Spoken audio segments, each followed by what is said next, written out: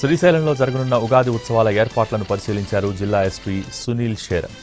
భక్తులకు ఎలాంటి అసౌకర్యం కలగకుండా ఏర్పాట్లు ఉండాలని అధికారులకు సూచించారు. ఆలయం లోపల నుంచి అమ్మవారి దర్శనం ముగిసి బయట వరకు ఏర్పాటైన మార్గాలను తనిఖీ చేశారు.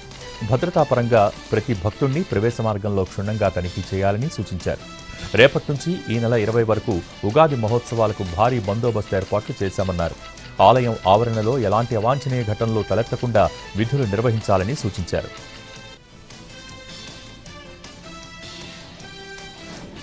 శ్రీశైలంలో జరగనున్న ఉగాది ఉత్సవాల ఏర్పాట్లను పరిశీలించారు జిల్లా ఎస్పీ సునీల్ షేర్.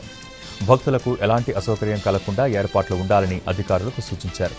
ఆలయం లోపల నుంచి అమ్మవారి దర్శనం ముగిసి బయట వరకు ఏర్పాటైన మార్గాలను తనిఖీ చేశారు. భద్రతాపరంగా ప్రతి భక్తుడిని ప్రవేశ మార్గంలో క్షుణ్ణంగా తనిఖీ చేయాలని సూచించారు.